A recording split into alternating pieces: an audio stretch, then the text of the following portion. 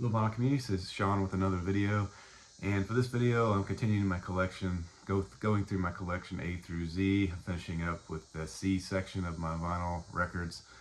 It's been a long, tedious process. I think I've been on the C's for 2 months now, maybe. So I'm hoping to speed it up. I think I said that in my last video, and here we are almost a month later with from my last video. So definitely need to do a better job of increasing the speed of these videos. I definitely want to. It's not a question of desire, but I just need to do better, actually get better results on these videos. Anyway, so thank you for watching. If you're watching in the United States, hopefully you're having a pre-Thanksgiving, happy Thanksgiving. Hopefully you have friends and family over visiting you, hopefully, or if you're traveling, please have safe travels. And for this video, I'm going to start with the band Crowded House. This is the only album I have from Crowded House. It's a 1986 release. It's their only album that I have in my collection. And debut album, one of 8 studio albums from the band. And the last studio album was this year, 2024. I was surprised to see that they came out with an album. And I haven't heard anything about that album from anywhere. So surprised to see it when I researched for this video and preparing for this video. So I meant to see how much they're going for. Maybe it'll be my second album off Crowded House if it's a good price. Although Woodface and Temple of Low Man are definitely high up on my list to acquire as far as vinyl records. This one, of course, was the most commercially successful album from Crowded House.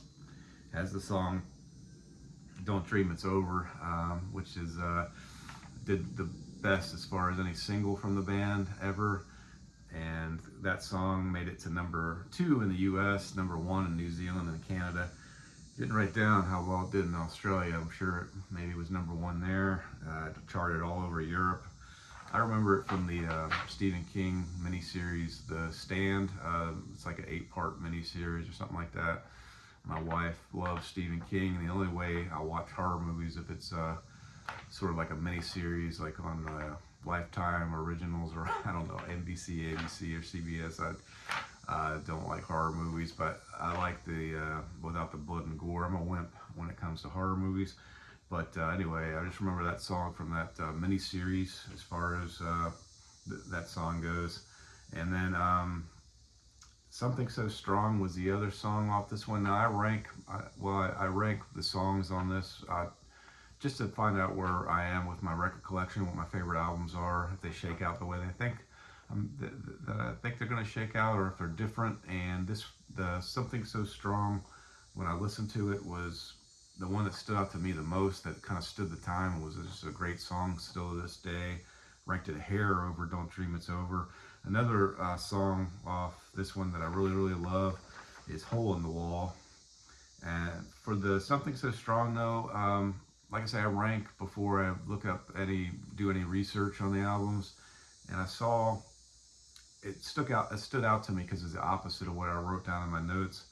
Because I wrote down in my notes that it stood this test of time, and it still sounds great to this day. And Chris Burke from Junkie Media said, rightfully revered as a staple in the band's discography, but admittedly the shine of the original has worn off somewhat with its dated reverb and heavy production. So he took the opposite view of what I wrote down. So let me know in the comments if you have any feedback on that song specifically, Something So Strong. World Where You Live was a single from this one. First international release from the band in its existence. Reached number 43 in Australia charts, 14 in the Dutch charts. Ranked that song very high as well. Not an A-list song for me, but it's just definitely a great song. Now We're Going Somewhere, also rated as a high song. That was actually a single.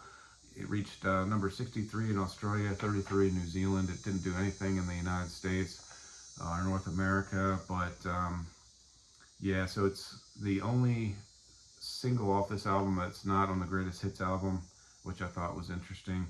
And I think that's all I'll say on this album. just a really great band. I highly recommend this one. I think I bought this one at a record store in Melbourne, Florida for around 20 bucks. It wasn't cheap, but I think it's what they go for a good copy. I mean, this cover is minty fresh. It's got a little ringwire in the back, but this is the band there on the back, and there's of course Neil Finn there. His brother Tim didn't join the band yet. I guess Woodface was the first album that Tim joined, but there's Neil, and pardon my ignorance, I'm not sure which one is Nick Seymour and which one is Paul Hester. Mitch Fromm played on this album, keyboards and organ, but he wasn't a permanent band member. I think let me know in the comments if you know, but I think he's a producer in some way for the band's subsequent albums. And this album, maybe he had a hand in production as well as playing keyboards and guitar. So great album.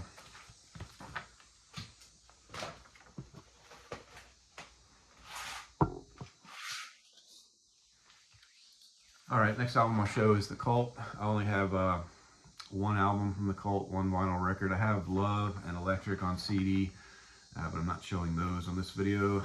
This one has 1989 release. I think I showed this on like my second or third video doing a Stephen Schnee thread, and something to do with 1989 records, and so I showed it there. And the cover is Billy Duffy on the cover, guitarist. Long-serving members are Ian Astbury, lead vocalist, and guitarist Billy Duffy. Also the two main songwriters. And this is the last album recorded with bassist Jamie Stewart, who left in 1990, and the first to feature Mickey Curry as their permanent drummer. And the song that I have ranked highest on this one by far, well, not by far, but by quite a bit, I guess same thing, is Edie, and a very good song, very slow, I don't want to say ballad, but sweeping song, slower song off the record. It's just beautiful. And let me know in the comments which song you like from this one, if it's Edie or another song. This one has Fire Woman, which was the most played back in the day on radio. I guess during that time frame, this type of music kind of made it mainstream, and so Fire Woman got played quite a bit. Sweet Soul Sisters, another single. I think it was a single, maybe not, but off this album, and it's a great song. And Soul Asylum, the next song after Sweet Soul Sisters, also great. This one has 3 bonus tracks at the end. This is the anniversary edition, which is The River, Bleeding Heart, Graffiti, and Messing Up the Blues. Now, The River is the best, I feel, out of those 3 songs, and we should have made it, I think, to the album. Lowest songs I rated were Wake Up Time for Freedom and Messing Up the Blues, which is one of the bonus tracks. I mean, they don't butcher the blues, but Ian Astbury and the blues, it's kind of a weird combination, I feel. They pull it off somewhat well, and definitely not an awful song, but ranked that as the lowest song, I guess, off the record. And the interesting note I read about this album was, I mean, I listened to this constantly when it came out, and I never thought this in my life, but there's one writer, John Sellers, criticized the Cult for emulating a hair metal band on Sonic Temple, commenting that the Cult had moved from the hearts of alternative music fans to the Walkmans of Warrant disciples. Completely unacceptable. Completely unacceptable. I mean, yeah, there's a divide on the people that listen to Warrant and listen to alternative music, and I was in the alternative music, 80s alternative music bucket, but I never thought that back in the time. I mean, yeah, the cover, it looks like a hair metal band on the cover, but their music, I didn't think went away from their classic sound. Let me know in the comments if you feel otherwise, but highly recommend The Cult. I almost dropped it. Okay, I'll stop while I'm ahead with this one. All right, And then the next band I'll show, we get all 4 of them in my hand here. You know, I put these albums on the floor, and my chair is dangerously rolling, close to rolling over. Not very smart.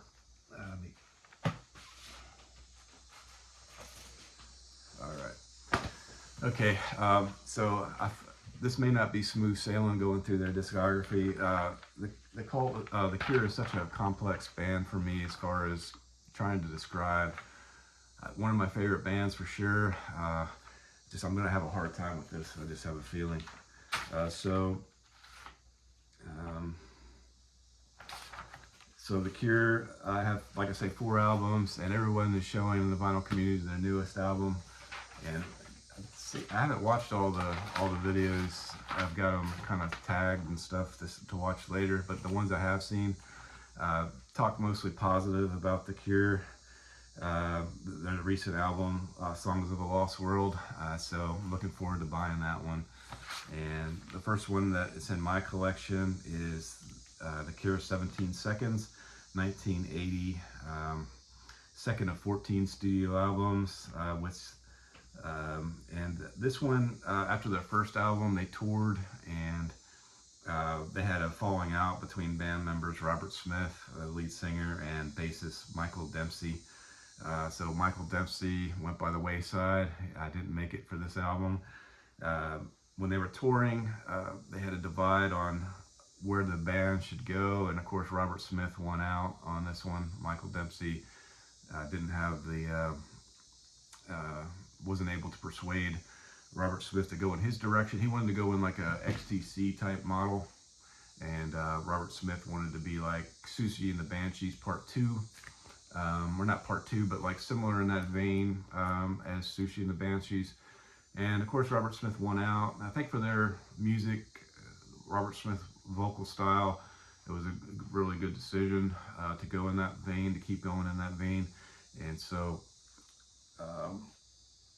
Michael Dempsey kind of left with got kicked out of the band, I guess, pretty much. Yeah. So Simon Gallup, bass guitarist Simon Gallup, joined the band. Guitarist keyboardist Mathal Hartley also was added on this record. Lowell Tolhurst was on drums. Gallup replaced Dempsey, So anyway, but the new lineup did really great on this album. Of course, my favorite songs off this one are A Forest and M. I rank the M as the best song on this album, followed very closely by The Forest. Definitely 2 high A-list songs for me. And then the other one that I ranked high is Play for Today. Let's see, Play for Today. Yeah, Play for Today. It was the other one I added. That did well commercially as well, or in the college radio scene anyway. It did very well. Those are the standout songs for me. The title track, 17 Seconds, that ended the album, that's very good, I feel. And just a really great album. And that's all I'll say about the first one from the Cure that I'll show, 17 Seconds. All right, and the next one I'll show is the Top, 1980. I don't know what year. I didn't write down what year. The Top, which is their 5th studio album, and this came out. Robert Smith was very busy during this time frame. He was doing Blue Sunshine for the one-off project, The Glove. I think Glove, didn't they have 2 albums or something like that, or 3? I don't know. So I think it was originally planned as a one-off, The Glove, and then also it was at the same time as Hyena for Siouxsie and the Banshees, which he was I think he was an official member of the band, if I'm not mistaken. Was done at the same time. So this one was like in the mix of all of those albums. They were all kind of done in the same time frame. So Smith was still the official guitarist of the Banshees while he wrote The Top. And I think among Cure fans, it's some people think this is one of the best albums, and other people think it's in the lower tier. Out of the ones that I ranked, I would say it's in the lower tier, but like I say, The Cure, they don't really have any weak albums, but just the only A-list song I put on this one is The Caterpillar. It's just a great song, and that was a single, actually, that made it to number 14 in the UK. Founding member Lowell Tolhurst gave up drums for keyboard, and it featured the new drummer for The Cure, Andy Anderson, and that's I really like the label on this. So it's got the writing. It's kind of like Gothic writing, and then on the it's got a cool swirl there on the second side. I love the label off this album. So put that back together. And I've heard in the vinyl community that the reissues of all the Cure's albums, they don't really sound good sonically, but I don't know, I think they sound just fine. And Kiss Me, Kiss Me, Kiss Me is the next album I'll show. This is a double LP, and this one, I guess it's got Hot, Hot, Hot, and let's see, what else did I put on here? Yeah, it's got Hot, Hot, Hot, which was a single. It's got the great song Just Like Heaven, which made it huge commercially.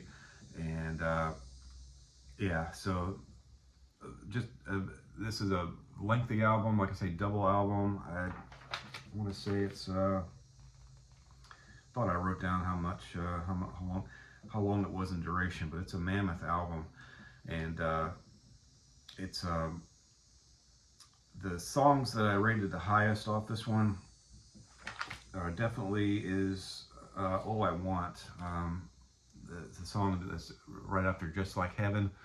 I think maybe a perfect song, I don't know, just a real perfect, sweeping, lovely song. It's like it reminds me of a song that'd be on Disintegration, which was the next one I'll show, but excellent song is my favorite off this one. How Beautiful You Are, Snake Pit, Just Like Heaven, One More Time, 1,000 Hours, and The Kiss, the first song off this album, just excellent. Highly recommended. The only reason why it's not as high as Disintegration is because it's so long, and all the songs can't be epic like those songs I just mentioned. You know, the lowest song that I ranked on this one is Hey You. Not a bad song, but it kind of drug the average down as far as which one comes out on top. And I put, what else?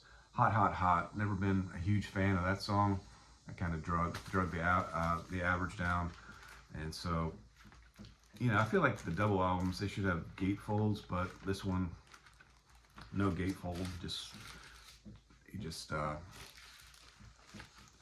cram two albums in one sleeve. I don't really like that much.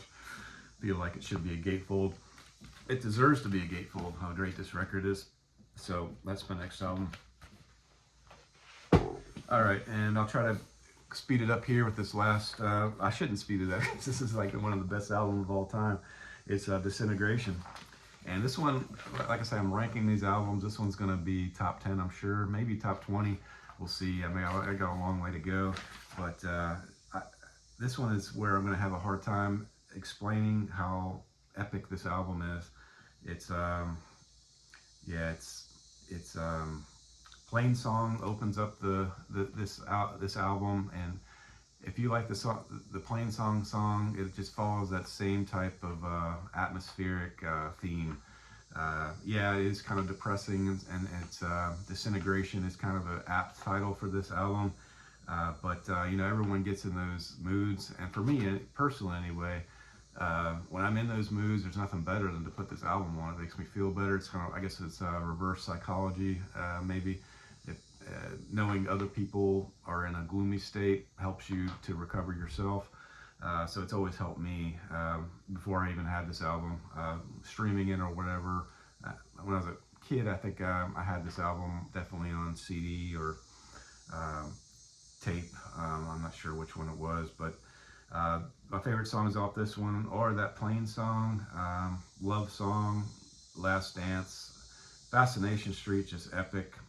But my top song is the title track, which is Disintegration. That one is close to a perfect song for me. And so I think that's all I'll say on this album. Just so, because this video is already 20 minutes in length.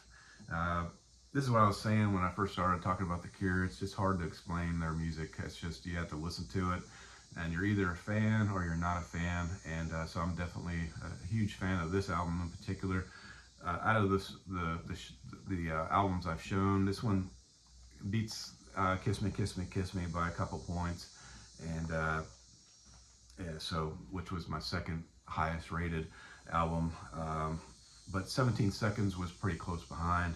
But anyway, I appreciate you watching this. I can't remember if I said Happy Thanksgiving coming up. If I'm going to try to make this second the Death Cab for Cutie video by Thanksgiving, but we'll see what happens.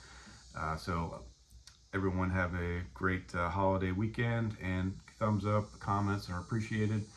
If you haven't subscribed, it helps me if you subscribe. It helps me if you leave a comment. Makes me feel good about myself. So anyway, thank you, and we'll see you next time.